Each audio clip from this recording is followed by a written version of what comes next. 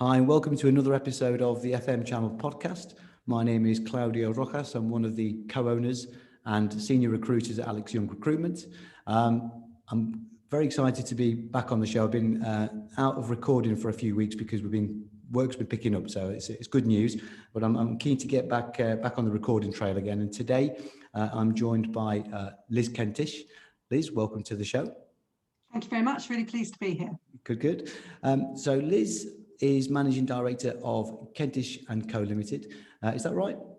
Yeah, perfect. It is. Cool. So, I mean, the idea, just as a reminder to everybody who's kind of maybe new to the podcast or anybody that's listened before, as a reminder, the FM Channel podcast I set up last year in a bid to kind of hear different FM professionals' journeys into the industry, what they love about the industry, what they don't like about the industry, perhaps, in a bit to just inspire other people within the sector, really, whether they're kind of new to the sector or whether they've been in the industry for a while. So keen to get cracking and chat to Liz.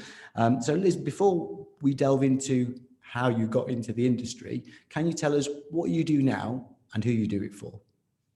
Absolutely. Thanks, Claudio. No worries. So Kentish and Co, we are a team of industry experts, really, many of whom have been operational FMs at senior level, client side and service provider side. But also in our team, we have psychologists, we have musicians, artists, we have organizational development experts, learning and development experts. What we've done is we've brought together a team of experts to do behavioral change management. So at its very core, we call it corporate marriage guidance. So it's helping either client and service provider or people within different departments work more effectively together. Right, okay. Bring them together. Absolutely. Awesome. Just like a marriage. Yeah. And so tell us, before we delve more into that then, so take us back then, how did you get into the industry? Did you fall into the industry like a lot of people do, or did you choose it, or did the industry choose you maybe? I don't know. I really wish I could say I chose it, but like a lot of people, probably of my generation, I don't think it's as common now with younger people coming in, because I think people are choosing the industry, but it definitely chose me. So I was working for Reliance Security, where I have to give a big shout out to Brian Kingham, who was the chairman of Reliance, who was and still is a real mentor to me and has really inspired my journey as a business leader. So I worked for Reliance for about 5 years, and then one of our managing directors left Reliance to go and work for John Lang, who had previously been a construction company, but then became an infrastructure investment company and decided they would set up their own facilities management arm. So he asked me, having gone across to John Lang, if I would go and join him and do the people stuff, I think he said, stuff. Do the set up mentoring, training, development, onboarding, all that sort of thing, but also set up some sort of customer facing processes. So he said, come and work with Equion FM. And I honestly had no idea what FM was. I genuinely had no idea. Even though at Reliance, we'd had an integrated services part of the business that was actually doing FM, but it wasn't really called that. So I said I would go for a year, and 3.5 years later, there I still was, because there's something about working in facilities that gets under your skin. It just, the people I work with, whatever they did, whether they were operational or whether they were at management level, whether they were clients, were just really good people, and they work hard. And I have so much admiration. So that was my first foray into working in facilities management. Great stuff. So what was your background? So where did you come from? How did you end up at Reliance initially then? So a bit of a random career. So I did my degree in modern languages. Oh, right, okay. I what lived languages? in France for a while. So French, German and Italian. Wow, 3. No messing. So it was sort of European business degree, if you like. And from there, I went to work for London Underground. I had 5 very happy years at London Underground. I worked in various roles such as marketing, total quality management, but I always ended up being pulled back into things like training and mentoring. I think it's just in my nature. So I would step in when people weren't around and pick up the training. I went from London Underground to Renault Financial Services, so Renault Cars. Loved it. Again, I was there in a continuous improvement role. And then I moved from there to Reliance I just seem to have this 5-year cycle in my corporate career that I was ready for the next move. And I look back on all those companies with huge fondness, and I can pinpoint some really key points in my career that spurred me on, where people believed in me when I didn't always believe in myself. Yeah, oh, that's really great news. So then you kind of went into the kind of the people side of it, into the FM side. And so what is it that you mentioned that it's the people that you love and in the industry? What is it? What else is it about the industry that you love? Because obviously you're still in it. You've got your own business within the sector. What is it that what else do you love about the industry? What I really love about facilities management, or workplace management, whatever we're going to call it, is that we have the ability to touch people's lives every day. And I sometimes get quite emotional when I talk about that, because sometimes people who don't work in our industry say, oh, well, it's about cleaning, or it's about catering, or it's about space utilization. Well, yes, it is, but it's the impact of that. If I can, or somebody I know can make the difference to somebody's work life, that'll impact their home life. And we genuinely make a difference to people's lives with everything we do. So I don't think you can knock it. We're doing quite a lot of work with clients in the pharmaceutical and life sciences sector at the moment. And I like to think that even though we're an external consultant, we're a very small part of the chain. I like to think that we're playing our part in getting the vaccines out there at the moment. You know, we shouldn't sneeze at that at all. It's really important, the role we play. Yeah, no, definitely. And I think when you say that, I do think that the industry needs to shout about itself a bit more. I find that it's kind of, when you speak to people in buildings in the commercial world and you talk about FM, like you just said, they always say, oh yeah, you don't you just keep the stationery cupboard full? Don't you just, isn't it just the cleaning? Isn't it just the cleaning? It's so much more than that. It's so much more than just the cleaning and the heating and the air conditioning, you know? I think you're right, Claudio, but I don't know if we need to shout more. I think a lot of people who come into facilities management come into it because this is a service industry. We're there to provide a service to people and have an impact. And, you know, there's often talk about, should we be in the boardroom? Should we be more strategic? I think it varies company by company. And I think some people in facilities are really happy just to be almost in that silent role of providing a really great service, and they don't come into facilities necessarily for the recognition. Yeah, that is true. No, you are right. I think what I mean by that is that I feel like it needs to promote itself more to new people, to the industry, you know. I find that it's yes, it is always kind of in the background and people do a great job and they look, and I found that over the years of recruiting within the sector, and whether it's people from hard services backgrounds or soft services backgrounds, everybody shares the common, I just love to solve problems. I love to help people, whether it's in the plant room, whether it's on kind of in an office space or reception or front of house. They just want to help other people. And I'm conscious that, yeah, it's nice to kind of, I don't know, it would be nice to be able to promote it more, which is part of the reason for doing the podcast as well, to promote it more to new people, younger people coming through and kind of getting the name of the industry out there, you know? I think that's really important. So I think we're making progress, because now you can do sort of an undergraduate degree in facilities management. You can do a postgrad in facilities management. I think there's lots of educational routes now into the industry. And I think what those of us who work in the industry can do more of is spread the words ourselves. So I was invited back to my old school a few years ago to talk about facilities management as a career. Yeah.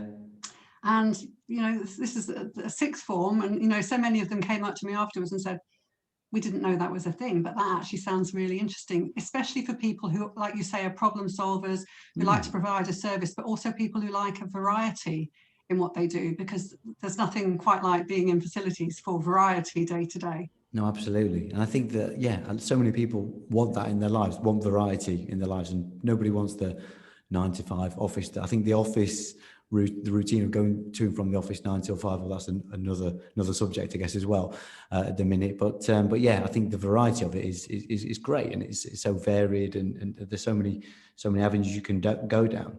I mean, how would you say, in your opinion, the industry has changed over the years that you've been operating within the FM sector, would you say? Gosh, how has it changed? It's a really good question. Yeah. I think as an industry, we're much more confident about the impact we have. I think we are more data driven, and I think that's really important for us as an industry to be able to prove the impact we have. Lots of conversations at the moment with different clients about the impact that facilities has on things like employee engagement, employee satisfaction, attracting talent and retaining talent. And I think we're still not quite there. We're very good at some of the more quantitative measures around space utilization and that sort of thing. But I think we are getting more data driven, and I think that can only be good for us as an industry. Yeah, no, definitely. It's moving with the times. I think I talked to a few other people as well over the kind of last year or so, and they're saying that with technology, I think the FM sector seems to be a little bit behind with technology, but I think it's slowly starting to kind of drip feed its way into the industry, and like you say, we're all data. It's all about data now, isn't it? Everywhere is kind of the stats and everything. What do you think that the industry could do better, perhaps? I mean, I feel like it could promote itself more to younger people. What do you feel it could do better? I think we could certainly engage more with other people within our organisations, and so particularly IT, HR. I know we've had these conversations for years, but when I go to conferences, you'll often have a CIO or a CEO of an organisation talking about, what their achievements, their successes, giving us case studies. I'd like to see more facilities people, workplace leaders in those conversations, because I genuinely think that we need to work more closely together with other support services. So that's what I'd like. I'd like to see more senior FM people speaking at conferences that aren't FM conferences.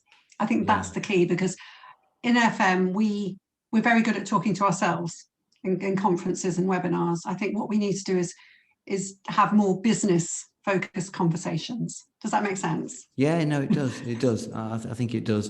And I think it's, I guess it's convincing people to let the industry in on those meetings, right? Because I think FM's, like I say, it's always been seen as being in the background behind non-fee earning and just kind of an overhead, a cost, really. But we've got such an opportunity now as we come out of the pandemic, as we're talking about going back to the workplace. It's such a huge possibility for us to raise that profile within the business, because people are really looking to FM to make everything safe as people come back to work, and not just the buildings, but also the whole wellness and well-being thing. So I'm hearing a lot of facilities people involved in conversations about how do you reassure people it's okay to get on the tube. They're quite happy to come back to the building in London, for example, because they know it's going to be safe.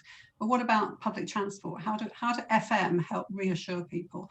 So we are very much at the forefront now of bringing people back in a safe way to the workplace. So it's a great opportunity for us. Yeah, no, definitely. It's almost, put FM on the map a little bit now. It's kind of, it's right. It's there, we're front line. Now it's industry. How's business been for you guys over the last year? I have to say we've been thriving. I think we've benefited in a couple of ways. One is that our clients who we've worked with for many years, we have very good trusting partnerships with them. And so they've continued to support us and work alongside us over the last year, which has been absolutely terrific. So a big thank you. If any of our clients are watching, really appreciate that. And also we've been very adaptable. So whereas previously we would do most of our workshops face-to-face in Japan or Singapore or Australia or Philadelphia, wherever it may be, we would be in a meeting room with our delegates, with our learners, if you like. And of course we can't do that. So what we learned very early on is you can't take a 2-day workshop and simply run it on Zoom or Teams. It doesn't work at all. So we've had to deconstruct a lot of the sessions that we already had and rebuild them so that they still have the impact that we want them to. Because when you're talking about behavioural change, it's really important that you can manage what's going on in the space, if you like, as people are going through the learning process. So so we've changed the way we deliver. I know what the question is going to be next. People always say, well, when you can get back to traveling again, will you? Claudio, I really don't know. I really don't know. I think people are desperate still to get back into meeting rooms together when it's safe to do so. But 2 years ago, I did 47 flights one year. And and life has changed a lot in the past year. I know it has. I don't want to be doing that again. Yeah, quite a carbon footprint there, isn't it? Exactly. I'm not proud of that. I'm not proud of that at all. So I've pretty much stayed put in rural Lincolnshire for the last year. So I'm trying to reverse my carbon footprint. Well, I think you probably have, to be fair. I think, well, we all have, but I think we're all desperate to go on holiday. I know I am. I'm exhausted. I'm dying to see some consistent sun, not followed by snow. So you've got partners all over the world then, and you've adapted to how you how you've operated. Where are your clients mainly? Where's the furthest that you've been to, and the longest relationship that you've had with your partners? It sounds like you've got some long-standing clients, which is great. So where have you travelled to? So we've been in business as Kentish and Co for, this is our 13th year, and we've got clients. We've got a couple of clients we've worked with from day one. Oh, amazing! We've got That's a so lot good. of clients who have, are global in their businesses, and so we will go to them wherever they need us to be. Generally, when we roll out programs, we do them regionally. Mm-hmm. Well, we've been to Australia, we've been to pretty much all over Asia, we've been to Brazil, That's West Coast amazing. of America, East Coast of America. I think my team have probably seen more states in America than a lot of Americans. Yeah, I don't doubt that. I don't doubt that. And you talk about your team, and at the very beginning of the conversation, you mentioned sort of team of psychologists and musicians. Tell us about that. That sounds fascinating, actually. I'm quite into that kind of the behavioural and how you use that in the workplace and training. We like to do things a bit differently because, we've all been on training courses and workshops and things in the past, which are a bit like death by PowerPoint, and that's really not our way. So because we've done a lot of research over the years into what makes people tick. I mean, that's what I love, is trying to get into people's heads, not in a weird way, but just understand, what motivates them and what drives them.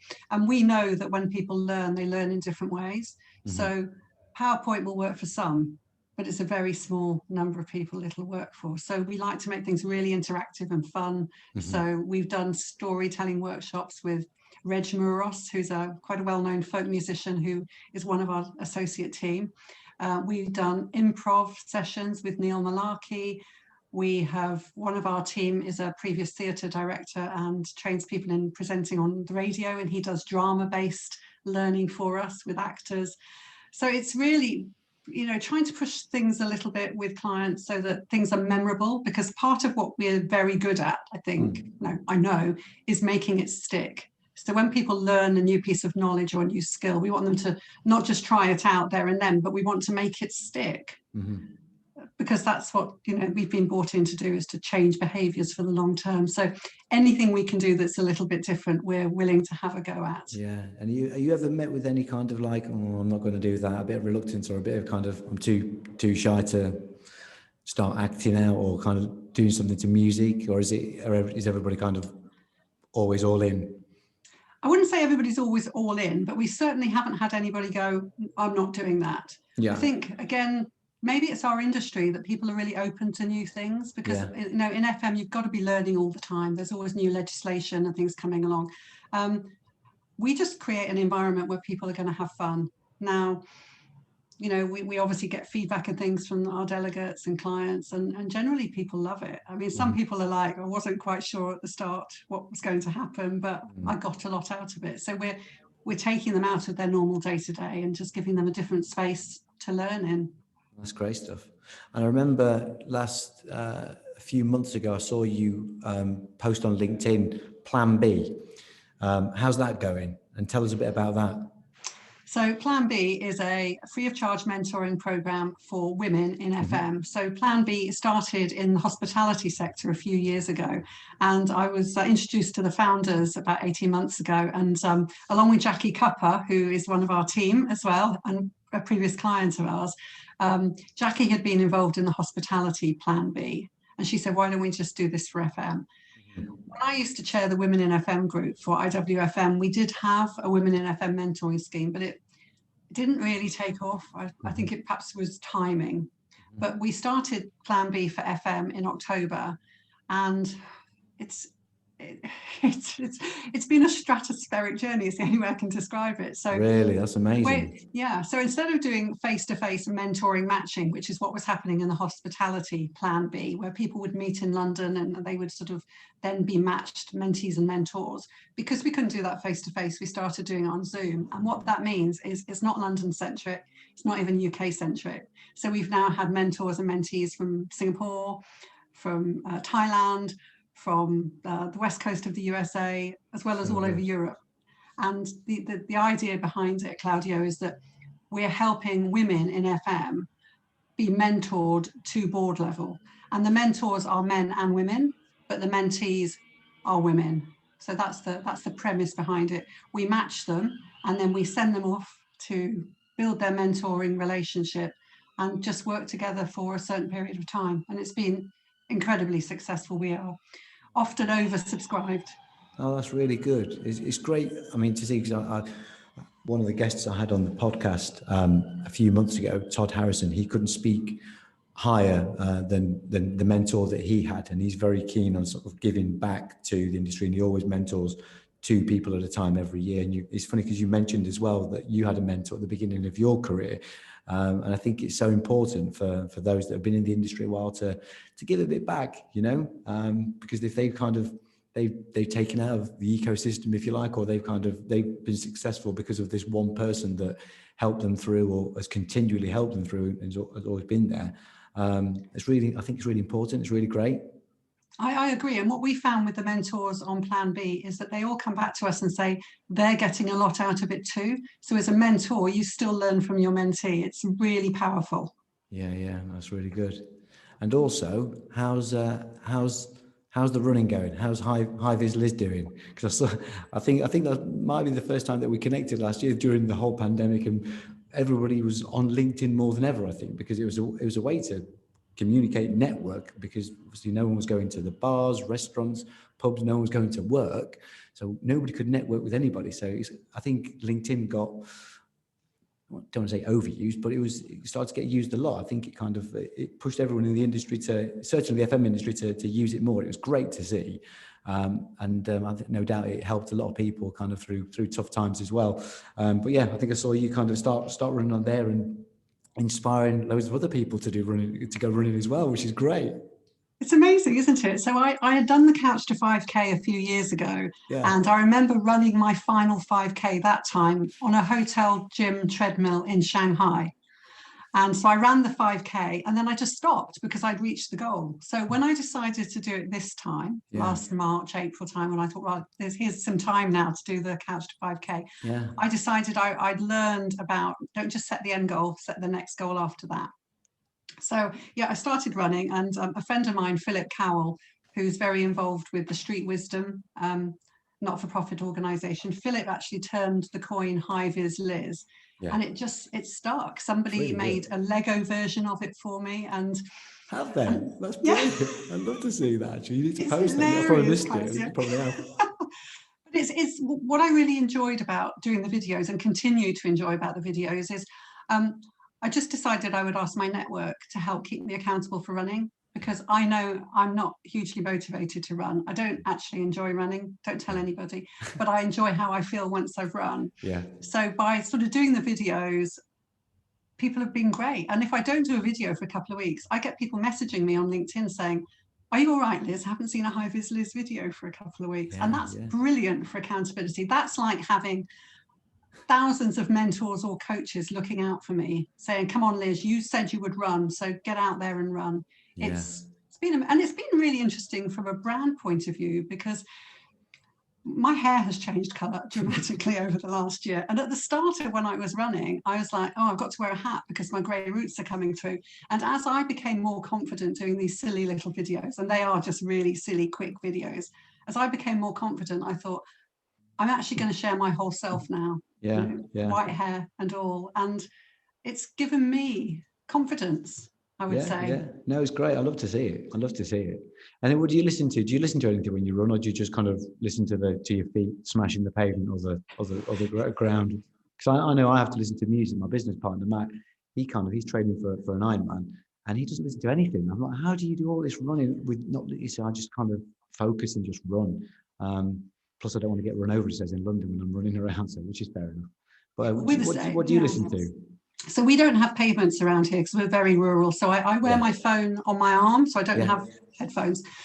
Initially, my playlist was all 1980s pop. People who know me well will know that I'm completely obsessed with pop music, and they say I stalk pop stars on Twitter until they become my friends, but that's another whole story. Anyway, so a couple of months ago, moving on quickly in case they ever watch this, a couple of months ago, I decided to ask on LinkedIn if people had suggestions for a running playlist, because I thought there's loads of people out there who run, and I must have had 40 suggestions. So I put them all into a playlist. I've made it a collaborative one, so anybody who wants to can tap into my Spotify running playlist.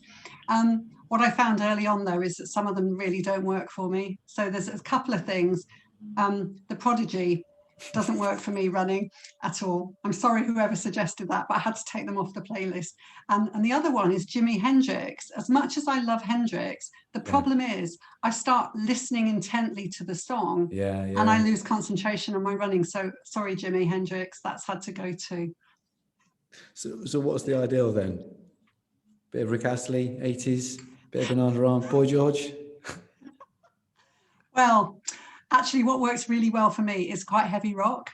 Oh, really? The beat is really good. So I've got things like Guns N' Roses, I've got AC/DC, a bit of Bon Jovi, I've got some Black Sabbath, but then I've also got things like the Doobie Brothers and ELO, and it's very much about the beat. Not that it all has the same beat, but it's all quite uplifting. And I think when you're running, that's what you need. Yeah, no, it is. No, definitely. Cool. So just going back to the FM industry then, and we talked about what you love about it, and how it could potentially be improved. But what is there anything that you dislike about the industry at all? Bit of a weird question, I guess. Possibly a bit negative. I don't know. I mean, there doesn't have to be. Just interested to see if there's anything that you over the years you thought, I don't like the way this operates, or the way this has always been and hasn't changed, or something. I don't know. I think one thing that I'm disappointed in, rather than something I don't like, is how some of the industry bodies don't seem to necessarily work together. They don't pull in the same direction. So it's not a criticism, because I know some of the organisations are there to do slightly different things. Yeah. But I just think if organisations like RICS, IFMA, IWFM, BISRIA, Chartered Institute of Building, if they could publicly work more together, I think we would have a stronger lobbying voice, and I think we would have a lot more in terms of really good, high quality qualifications and professionalism. I just think there's more that can be done in terms of the industry bodies working together. No, I think I see where you're coming from with that, actually, because you do see a lot of kind of, I guess, posts or kind of information come out separately about what they're doing. But and you're right, it's not a huge industry at the end of the day. It'd be great for everyone just to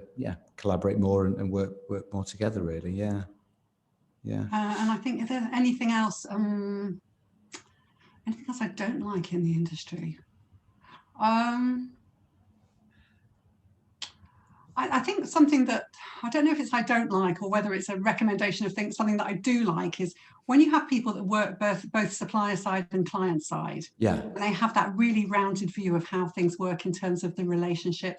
I think that's superb. So I would like to see more of that, people having both client side and supplier side experience. No, I'm with you on that. I'm always banging the drum, actually, a lot more recently on LinkedIn as well, about hiring managers and companies just opening up their eyes to who's actually available in the market. We always talk about there's a lack of talent in the industry, and said there isn't really, because your box ticking exercise means that you're only looking at a small portion of the whole sector. For example, I used PFI about 3 weeks ago, actually, just as an example, saying that certain service providers always say must have engineering background or must have PFI experience because it's a PFI contract. Now, if somebody's got 30 years experience within the industry, are you saying that person can't bring anything to the table, can't use their transferable skills, can't bring their contract management experience into a PFI contract? Because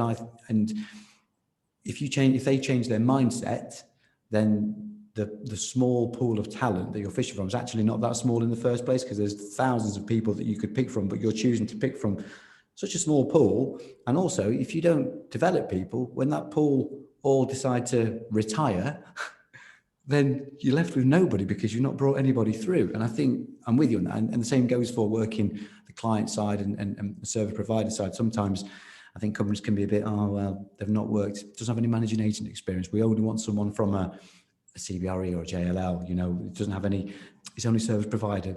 Don't be so snobby, you know, there is transferable skills and there's thousands of people out there. So I'm with you on that. That's one of my bugbears as well, actually. I think that I'm always banging the drum that there's more people out there than you think, but you just need to kind of, and there's a risk with everybody that you take on. It doesn't matter whether they tick all the right boxes, you know? Completely. And I think also hiring managers need to remember that in facilities, we tend to outsource to the experts. So we're very good at outsourcing our maintenance or our pest control or whatever. They're not very good at outsourcing to experts in terms of recruitment, for example. So I think the hiring manager or their HR business partner will be very clear about what they think they want. Whereas with you, Claudio, and some of your colleagues, you know, in the recruitment sector, you know what's out there. You know how to help them hire the right fit, the person who will fit in terms of attitude and culture and things. So I think, you know, we've got to practice what we preach. And by that, I mean, you know, let the experts be the experts. Yeah, thanks. You heard it here first. Brilliant. Cool. So listen, just to finish off, it's been a pleasure speaking to you, Liz. One question I always ask everybody right at the end is the final question is, what advice would you give to somebody who is just starting out their career within FM, whether they fell into it or whether they've chosen to be in it? What advice would you give them? So 2 pieces of advice. I'd say find yourself a mentor. Yeah.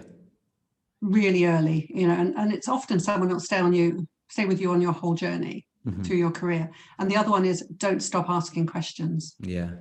I think, you know, there's a lot of assumptions that people understand. We have a lot of acronyms, we have a lot of terminology in our sector, but I think ask questions about the work, but also ask questions about how people behave, and it'll stand you in good stead. Awesome. That's great. Liz, it's been an absolute pleasure speaking to you. I really appreciate your time. Thank you for doing this. And thank you for inviting me, Claudio. No, you're welcome. Absolutely. And let's keep in touch. And I'll see you again on High Vis, Liz. Brilliant. Take care. Nice one. Take care. Cheers. Bye for now. Bye. Bye-bye.